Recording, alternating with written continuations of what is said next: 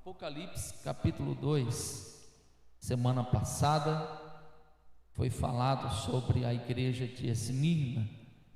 Pastor Kelani falou, explanou, explicou muito bem acerca dessa igreja.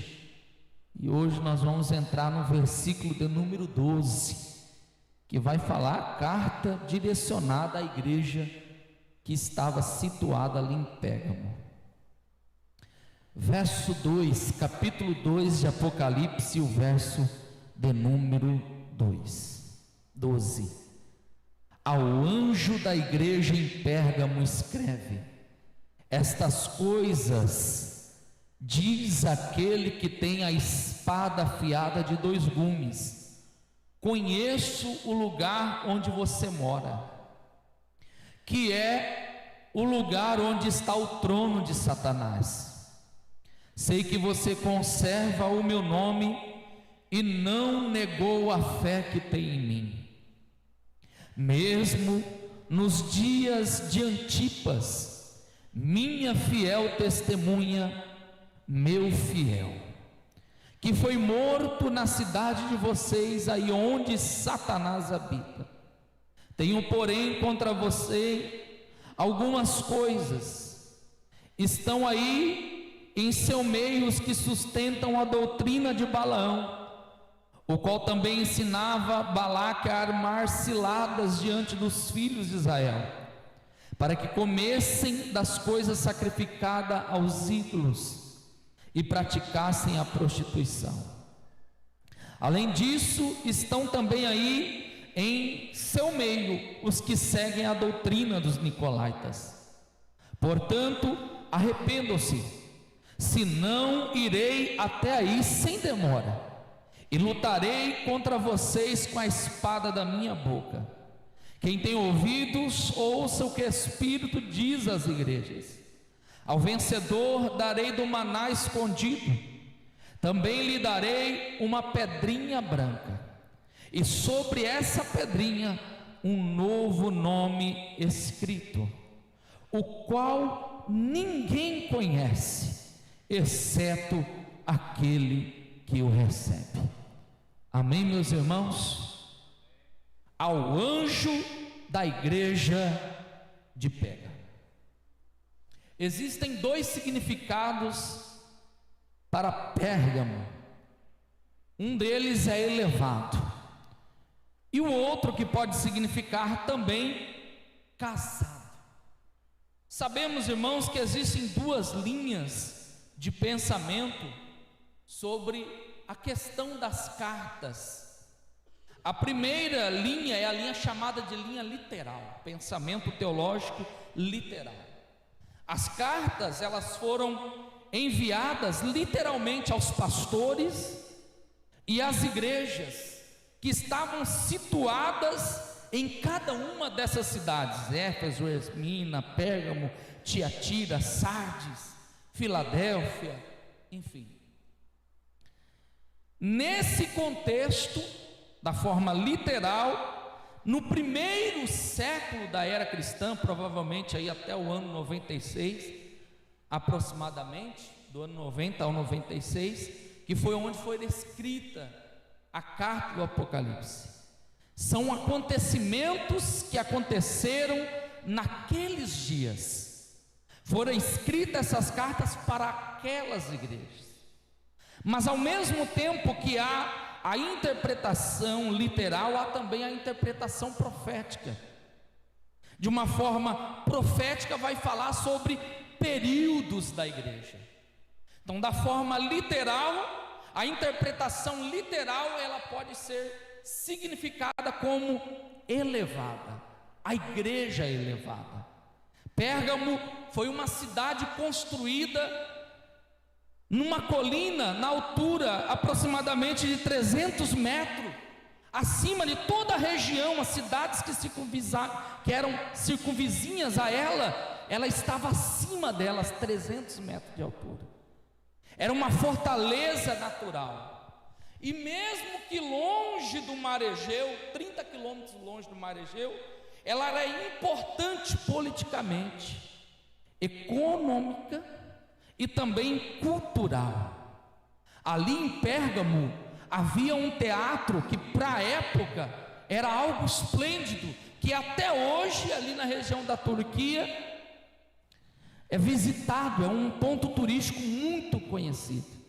É um teatro de 10.000 lugares, onde 10.000 pessoas poderiam se assentar ali naquele teatro e ver os jogos ali naquela arena. E ali naquela arena tinha uma inclinação de 70 graus. Era inclinado e com a capacidade de 70.000 pessoas. Além da cultura, ela era um centro de educação grega. Ali em Pérgamo havia a segunda maior biblioteca do mundo antigo. A primeira ficava no Egito, na cidade de Alexandria, e a segunda estava em Pérgamo. E vale, irmãos, observar a questão do surgimento do pergaminho. Havia 2 materiais usados para a escrita do mundo antigo. O primeiro dele, que provavelmente quase todo o Antigo Testamento foi escrito nesse material, chamado de papiro. Era plantas aquáticas na beira do rio Nilo, ali no Egito. Eles pegavam aquela planta, tiravam a entrecasca dela e prensavam aquela casca e espremendo, faziam um trabalho ali de secagem até virar o que foi conhecido posteriormente como o papel. Do papiro veio o papel. Mas o que aconteceu para chegar até o pergaminho? O rei do Egito, olhando e vendo que a biblioteca de Pérgamo, dizia alguns historiadores, que havia ali mais de 200.000 volumes, uma biblioteca muito grande. Então ele, com medo de que ela fosse e ultrapassasse a biblioteca de Alexandria, ele para de fornecer o papiro para o rei de Pérgamo. O rei de Pérgamo, com os homens ali daquela cidade, então começaram a ter uma ideia brilhante. Qual foi a ideia deles? Pegar a pele do animal, raspar a pele do animal, colocar, curtir aquela pele, cortar em quadrados, costurar uma outra, enrolar num rolo, preparando aquela pele para que recebesse a escrita, enrolava ela num rolo, chamando ele de pergaminho. Daí surgiu de Pérgamo, pergaminho, um rolo usado para a escrita. Veja comigo em 2 Timóteo capítulo 4, o verso de número 13. Grande parte do Novo Testamento foi escrito em pergaminhos, que surgiu ali naquela cidade de Pérgamo. 2 Timóteo capítulo 4 e o verso 13. Quando vier, traga a capa que deixei em Troade, na casa de Carpo. Traga também os livros, especialmente o que, irmãos? Os pergaminhos. Era onde estava escrito, onde eles escreviam, estavam utilizando para escrever as cartas, as mensagens, os livros do Novo Testamento. Em outras palavras, ele estava dizendo: traz os livros, mas não esquece a Bíblia. Traga a Bíblia também, que eu preciso de ler a Bíblia. Louvado é o nome de Jesus. Pérgamo elevado no sentido literal, no sentido profético, é casado. A igreja que está casada. Fala do terceiro período da igreja, aproximadamente do ano 312 até o ano 590 depois de Cristo. É chamado de a igreja imperial, onde houve a união do Estado com a igreja.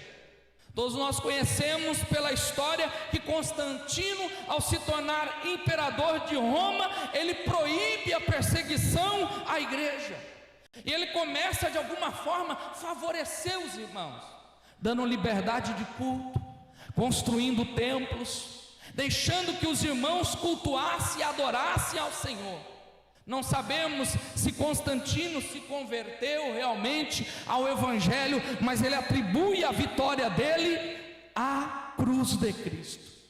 Só que houve um problema, meus irmãos, com a união da igreja com o Estado. O casamento da igreja com o Estado trouxe benefícios para a igreja, sim. Qual é o benefício? O benefício que depois de 200 anos, mais de 200 anos de perseguição, mais de 200 anos serem mortos, queimados vivos, de serem mortos nas arenas pelos leões, de serem mortos por espada, por lança, todo tipo de atrocidades era acontecido com os crentes. Agora ele vem, ele absolve, ele diz: ninguém mais pode tocar na igreja. Isso foi por um lado muito bom, porque a igreja agora pode cultuar, pode adorar, pode servir a Deus. Mas houve um problema. O problema é que as pessoas que outrora perseguiam a igreja, agora com o Estado defendendo a igreja, não podendo mais perseguir a igreja, eles então se introduzem no meio da igreja, eles então entram no meio da igreja, eles então começam a fazer parte da igreja, mas eles não vêm sozinhos, eles vêm com os ídolos, eles vêm com seus falsos deuses, eles entram na igreja com as heresias, com a idolatria, com o gnosticismo, e vai introduzindo, e a igreja vai se mesclando. Por isso que profeticamente ela relata, ela aponta para esse período do ano 312 até 590, onde fala do casamento da igreja com o Estado, onde a igreja acabou perdendo a sua identidade.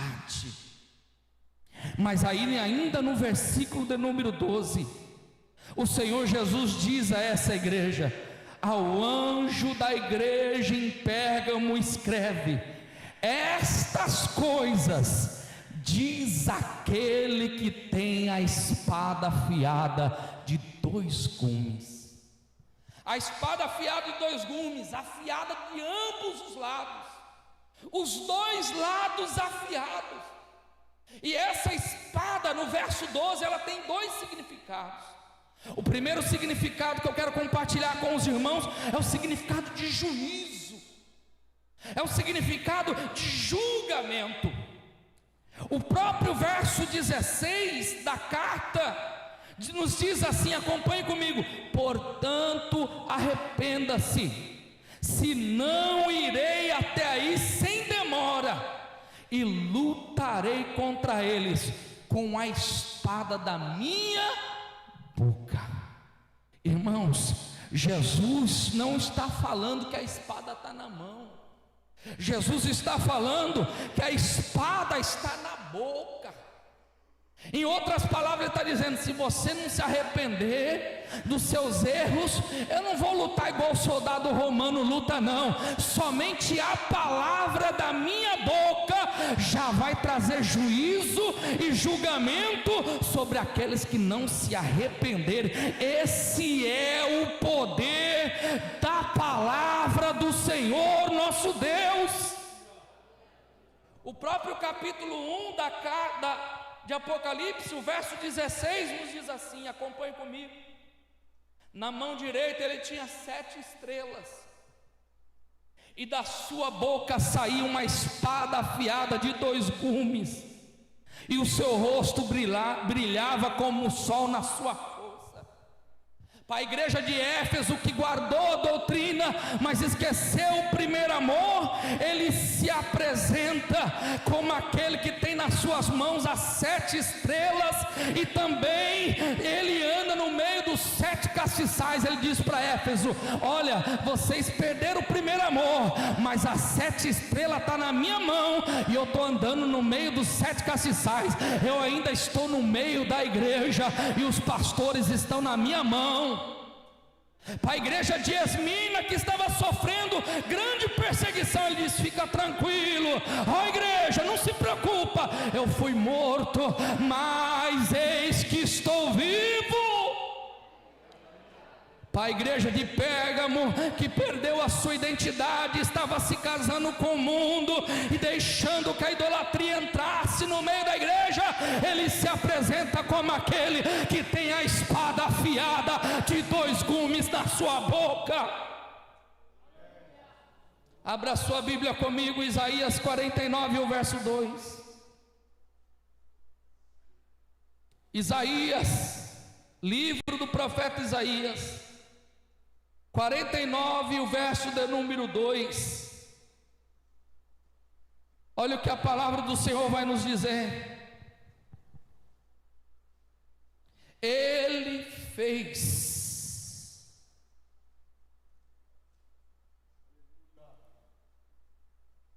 a minha boca como uma espada aguda, na sombra da sua mão me escondeu.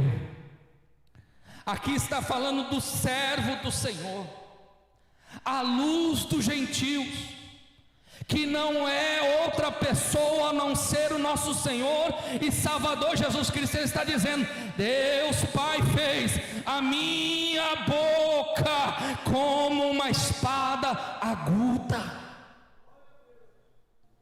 Isaías fala sobre isso. Apocalipse 1,16 nós já lemos. Está apontando a autoridade, o poder na palavra de Jesus. E é tão interessante, vem comigo lá em João capítulo 18, o verso de número 5. Quando foram no Getsêmani para prender a Jesus, e olha o poder da palavra de Jesus. João capítulo 18, verso 5. O 4 está dizendo: quem que vocês estão procurando? E eles responderam: a Jesus e Nazareno. Então Jesus lhes disse: sou eu. Ora, o Judas, o traidor, também estava com eles. Quando Jesus lhes disse: sou eu, recuaram e caíram por terra. Imagina a cena, irmãos. Chega aquela tropa de soldado, homens do templo, chega ali com Judas, e Jesus diz: quem vocês estão procurando? Nós estamos procurando Jesus. Todo mundo machão, todo mundo bravo, todo mundo com espada afiada na mão. Estão procurando Jesus, esse tal de Jesus. Nós estamos procurando ele. Hoje nós vamos pegar. Mal sabia eles que quem tem a palavra de autoridade é Jesus. Jesus então diz: sou eu. E a Bíblia diz que eles recuaram e caíram por terra, só com uma palavra de Jesus. Abra sua Bíblia comigo em Apocalipse capítulo de número 19 e o verso de número 13. Apocalipse 19, o verso 13. A palavra do nosso Deus é juízo, é julgamento. Apocalipse 19 e o verso 13. Está vestido com um manto encharcado de sangue, e o seu nome é Verbo de Deus. Na Almeida Corrigida, Palavra de Deus. Verso 14. Os exércitos do céu seguiam, montados em cavalo branco e vestido com linho finíssimo, branco e puro. Da sua boca, verso 15, sai uma espada afiada. Para o que, irmãos? Para com ela ferir as nações. Ele mesmo a regerá com cetro de ferro, e ele mesmo é o que vai pisar o lagar do vinho, o furor da ira do Deus Todo-Poderoso.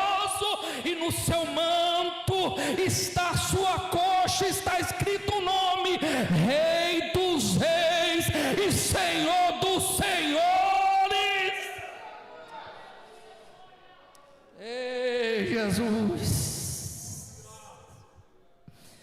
aleluia, só com a palavra da tua boca, Ele derrota a besta, Ele derrota o falso profeta, Ele derrota as nações que cercaram Israel para derrotar Israel, mas com a palavra da tua boca, chega o Rei dos Reis, o Senhor do Senhor, e diz: no meu povo ninguém toca, tem espada, tem juízo, tem julgamento, há poder e autoridade na palavra de Deus.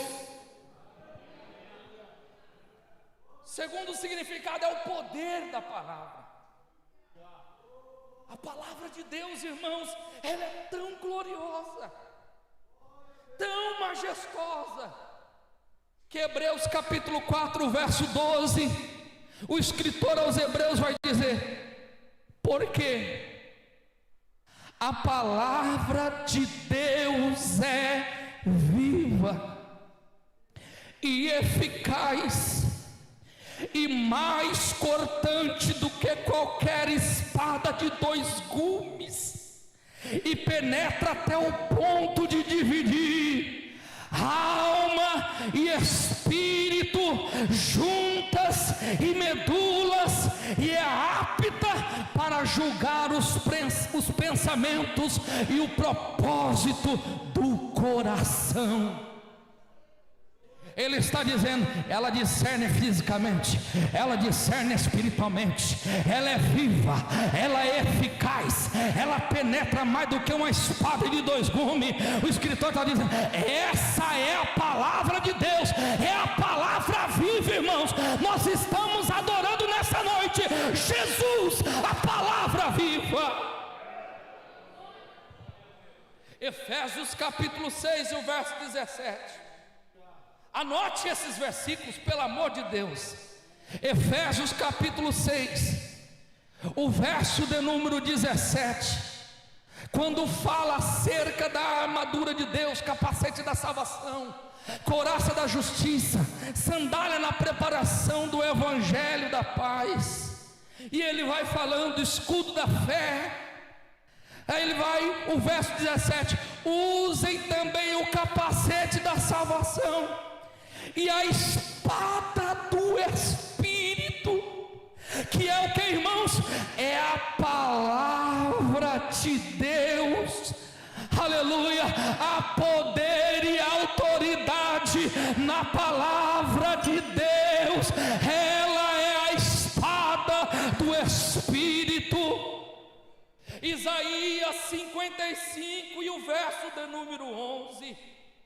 Abra sua Bíblia comigo, vem comigo na palavra. Isaías 55 e verso 11.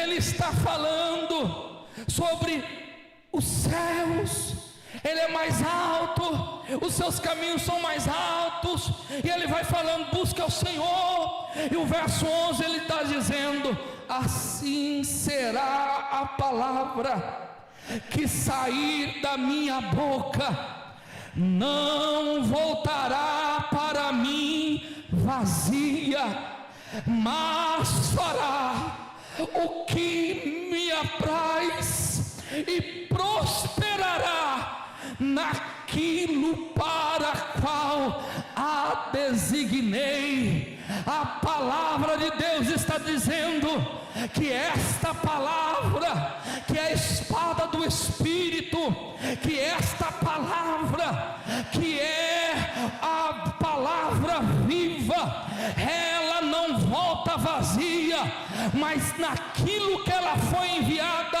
ela prosperará.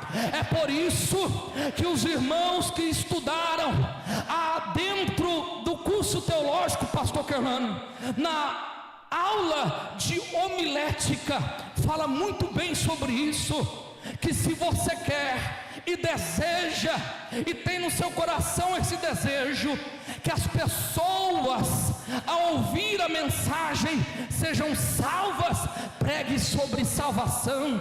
Se você deseja que elas sejam curadas, fale da cura divina.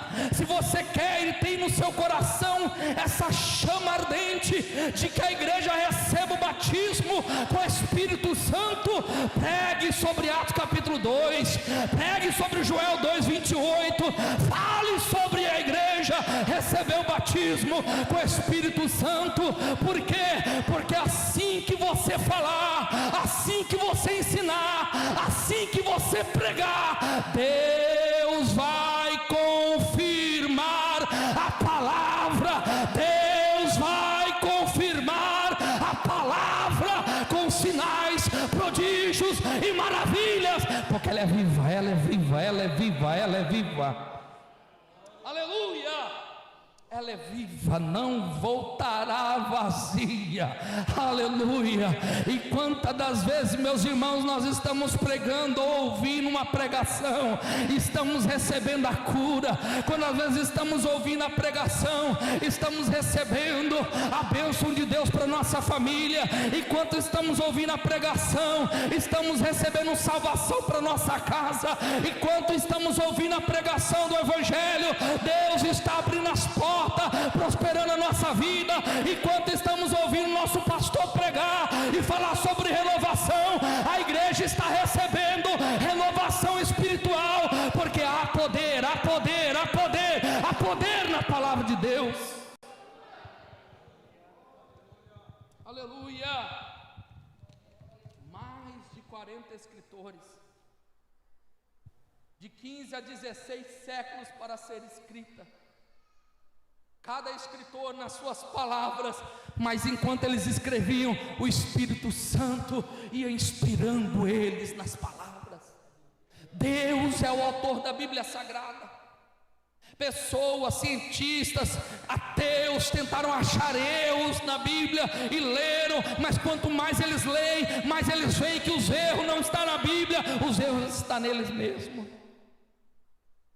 E conta-se uma história, um testemunho, que um missionário, ele começa a distribuir Novo Testamento, e ele chega para um certo homem, e ele oferece o Novo Testamento para aquele homem, e o homem diz: não quero, eu não quero o Novo Testamento, não, muito obrigado, não quero. E tem mais: se o Senhor me dá, eu vou usar as folhas, uma seda muito boa, para me enrolar um mineirão, para mim fumar. E o missionário fez, pastor Moacir, um desafio com ele. Tudo bem, você pode pegar a seda, a folha da Bíblia, e enrolar para fumar o cigarro, mas antes promete para mim que você vai ler. Toda folha que você arrancar, você lê, depois você pode arrancar e enrolar o cigarro. Tá certo, tá certo. Aí, pastor Edinaldo, o homem começou a ler Mateus, a genealogia, e aí ele vai lendo o nascimento de Jesus. Cada página que ele arrancava, pastor Quelano, ele enrolava e fazia um mineirão, mas ele lia primeiro. Vai lendo Marcos, o servo sofredor, que veio para servir, não veio para ser servido, mas veio para servir, e ele fuma. Marcos. Chega em Lucas, Jesus, o filho do homem, a mulher do fluxo de sangue, a cura do paralítico de Cafarnaum, o filho pródigo, as dracmas perdidas. Ele vai lendo, enrola o mineirão e fuma. Mas quando ele chega em João, abra sua Bíblia comigo, capítulo 3. Aleluia. O texto áureo da Bíblia Sagrada, João capítulo 3 e o verso 16. Ele chega no capítulo 3 e começa a ler, e no verso 16 ele para: porque Deus amou o mundo de tal maneira, que deu o seu Filho unigênito, para que todo que nele crê não pereça, mas tenha a vida eterna. Aleluia! Aquele homem, ele para de arrancar as folhas da Bíblia, ele para de fumar, ele começa a ler a Bíblia, e ele então vai a uma igreja, aceita Jesus como seu Salvador. E passado alguns anos ele encontra um missionário e diz: missionário, eu li até João 3,16, mas quando eu cheguei lá eu não aguentei mais, eu parei de fumar, comecei, continuei lendo a Bíblia, e agora eu sou pregador do Evangelho, eu falo para todo mundo que Jesus salva, cura, batiza com o Espírito Santo, e que ele vai voltar para buscar a sua igreja. Ele está voltando para buscar a sua igreja. Esse é o poder da palavra de Deus. Aleluia!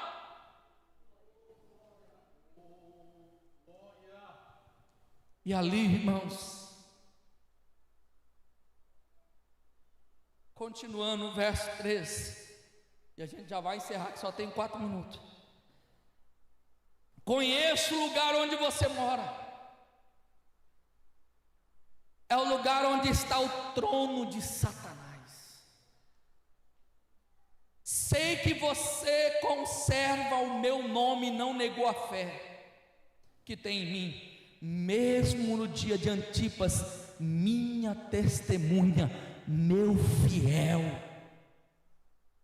Onde está o trono de Satanás? É onde vocês moram. Só que Jesus, na sua onisciência, ele diz: eu conheço o lugar onde vocês moram.